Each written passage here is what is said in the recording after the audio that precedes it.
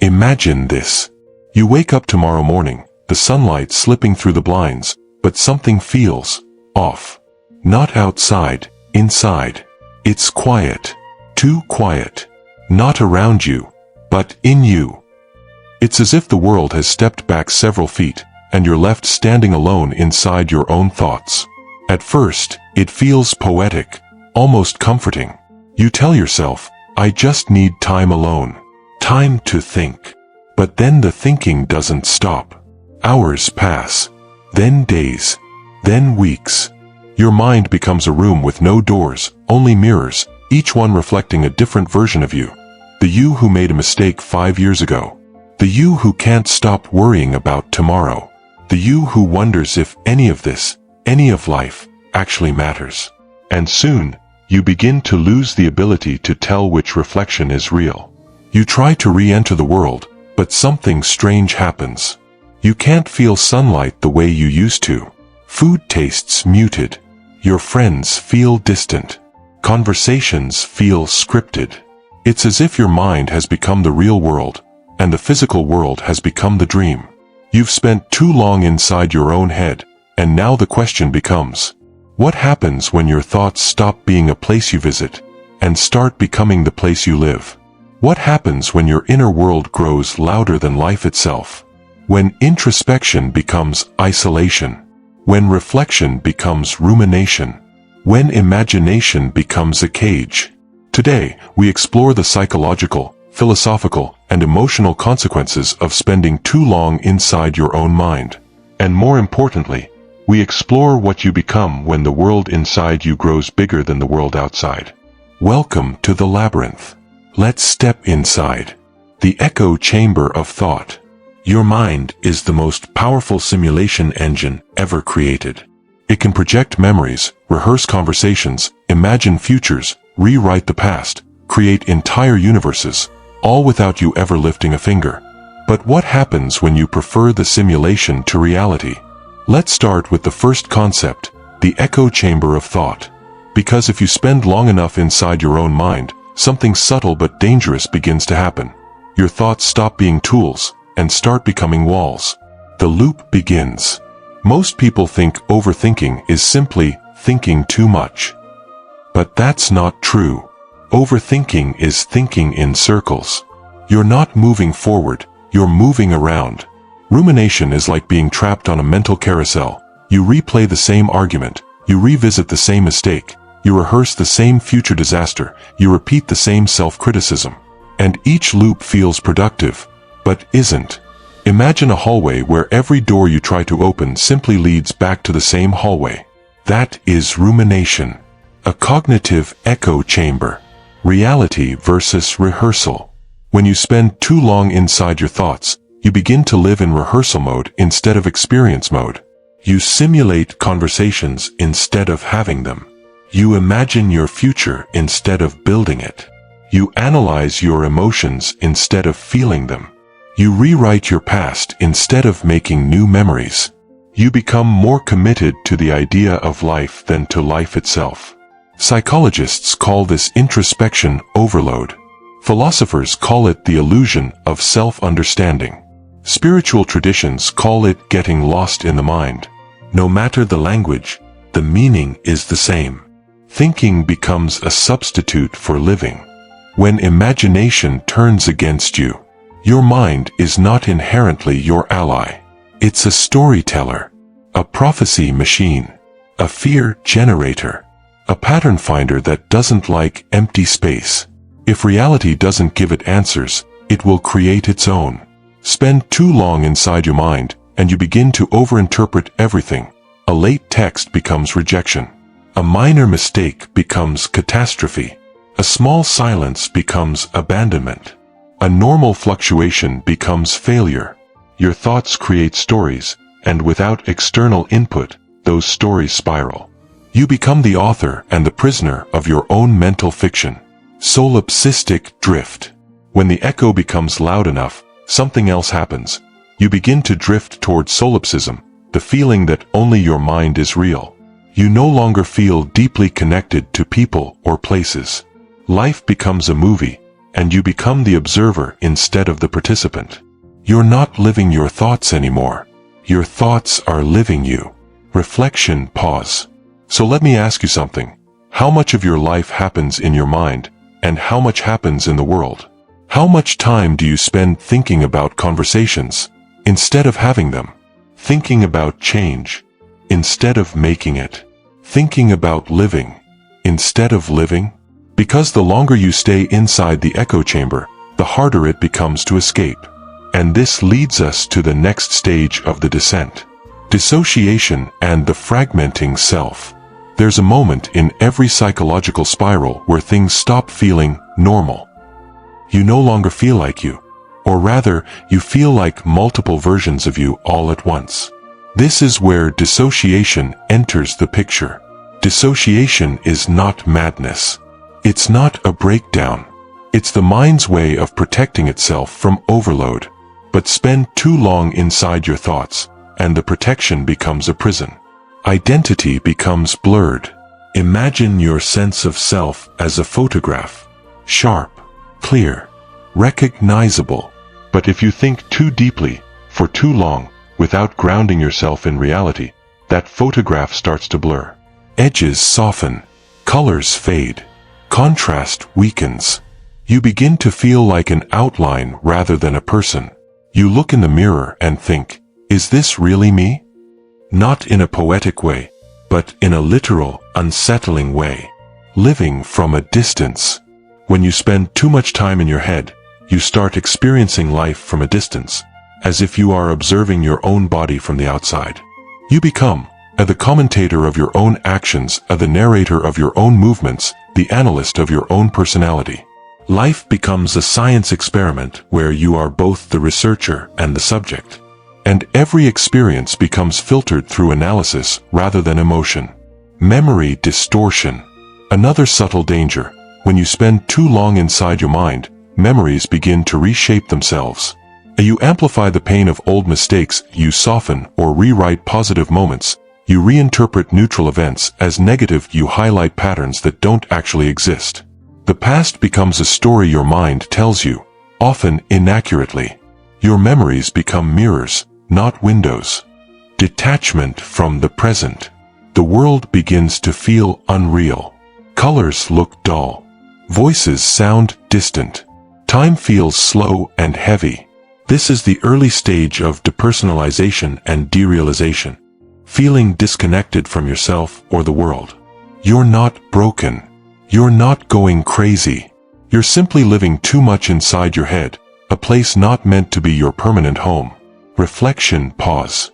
So ask yourself, do you ever feel like life is happening over there while you are sitting over here, inside your mind? Do you ever feel like you're watching yourself live rather than actually living? If the answer is yes, you're not alone, and it's about to get deeper. The observer trap. The human mind has a superpower. It can observe itself. But what happens if you observe yourself too much? You fall into something I call the observer trap, a mental state where you spend more time watching your life than living it. Overthinking your own existence. You begin to narrate everything. I'm walking. I'm talking. I'm thinking. I'm making an impression. I'm being perceived. You become self-aware to the point of paralysis. Every action feels rehearsed. Every expression feels constructed. Every decision feels analyzed. You're not in life. You're in commentary mode. Metacognition overload. Metacognition, thinking about thinking, is useful. It helps you understand yourself. It helps you grow. But too much of it creates is social anxiety or identity confusion, emotional numbness, paranoia about how you appear. You start thinking, how am I being seen? What do they think of me? Does this version of me feel authentic? Your inner narrator becomes louder than the world. Spectator syndrome. This is where you detach emotionally. You feel like a spectator watching your life from the outside. Like watching a movie in which you accidentally became the main character. You laugh, but you don't feel joy. You talk, but you don't feel connection. You move, but you don't feel alive. You become a ghost inside your own body. Transition to shadow. And when you spend too long observing yourself, you eventually begin noticing things you once ignored. Insecurities, fears, unresolved conflicts, parts of yourself you've buried. This leads us directly into the fourth chamber of the inner labyrinth. The shadow awaiting you. Carl Jung believed that every person carries a shadow, the hidden parts of ourselves we deny, reject, or ignore. But here's the problem. When you spend too long inside your own mind, you have nowhere left to hide from it. The shadow becomes clearer, louder, stronger, and eventually, it demands your attention. Repression intensifies. You may think ignoring your fears makes them weaker. It does the opposite. Ignored emotions rot. Repressed thoughts grow teeth. Buried memories don't disappear, they multiply. When you spend too much time inside your mind, you become the perfect host for them. Your isolation becomes their ecosystem. Intrusive thoughts. Intrusive thoughts aren't signs of madness. They're signs of suppressed emotions trying to escape. The more time you spend alone in your head, the more space these thoughts have to grow. You start thinking, what if I fail? What if they leave? What if I'm not enough? What if something goes wrong? Your shadow feeds on your solitude, the parts of you that you avoid. Think of your mind as a house. Most people live in the bright, decorated rooms. But the shadow lives in the basement.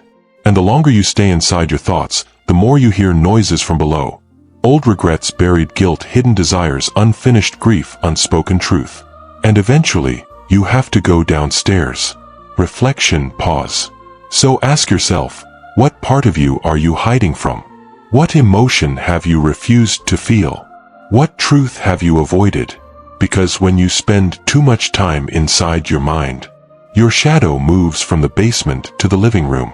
And at that point, you can't ignore it. Real-world illustration.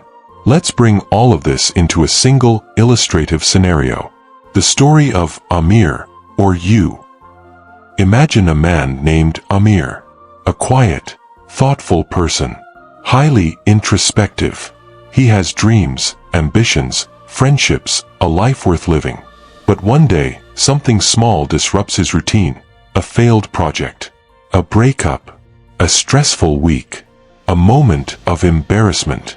Nothing catastrophic. Just enough to push him inward. He thinks, I just need a little time alone to understand what's happening. So he withdraws. Just for a day. Then another. Then another. Week 1. The echo chamber forms. Amir begins replaying the triggering moment. He rewrites the conversation in his head. He imagines different outcomes. He rehearses future interactions. He feels productive, as if he's solving something. But he isn't. He's looping. Week 3. Dissociation creeps in. Amir begins feeling unstuck from reality. Food tastes different. Music doesn't move him. He feels like he's watching himself move through the world. People say, "Are you okay?" He smiles and says, "Yeah, I'm just thinking." But he doesn't say, "I don't feel real." Month 2. The observer trap. Amir starts analyzing everything he does. Why did I say that? Was that awkward? Am I doing this right? What are they thinking? His inner narrator becomes so loud it drowns out real life. He starts avoiding social settings because they feel exhausting, not because of people, but because of himself. Month 4. The shadow arrives. Alone with his thoughts, Amir begins noticing darker things rising. Old regrets, buried anger, unexpressed desires, shame, fear. He feels like he's falling into himself, and the deeper he falls, the less he recognizes who he's becoming. Year 1. Full internalization. Amir now lives almost entirely in his mind. He thinks about life more than he lives it. He imagines conversations he never has. He creates versions of himself he doesn't show. He replays the past until it becomes fiction. He imagines futures he never pursues. His inner world is rich, but the outer world is fading. He is alive, but not living. Reflection and escalation. Let's turn the lens toward you. Have you ever wondered why your mind feels heavier at night? Why thoughts become louder when the world becomes quieter?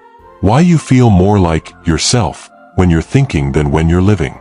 Because your mind is not a home, it's a workshop. And workshops are not meant to be lived in. If you treat your thoughts as reality, they will consume your reality. If you treat introspection as identity, it will replace your identity. If you treat isolation as safety, it will become your prison. The mind is powerful, but it's not always honest. It's not always your friend. And it's definitely not where you're meant to spend your entire life. Ask yourself, how much life have you missed while thinking about life? How many experiences have you delayed because you needed more time to think? How many memories have you replaced with mental fiction? How many emotions have you analyzed instead of felt? This is the final lesson. The mind is a beautiful place to visit, but if you stay too long, you lose the world. And eventually, you lose yourself. So what happens if you spend too long inside your own mind? You become trapped in the echo chamber of your own thoughts. You lose your sense of self through dissociation and overanalysis. You stop living your life and start observing it. You awaken your shadow and feed the parts of yourself you've avoided. You detach from the world until your inner reality becomes louder than the outer one. But here's the hopeful truth. You can always come back. Your mind is not a prison. It's a compass. It's meant to guide you, not confine you. It's meant to illuminate life, not replace it. You are not meant to be a spectator of existence. You are meant to be here, in the world, with people, in moments, in sensations, in experiences. So step out of your thoughts. Step into your life. Let your mind be a place you visit, not the place you live. Because the world needs your presence, not just your thoughts. And so do you.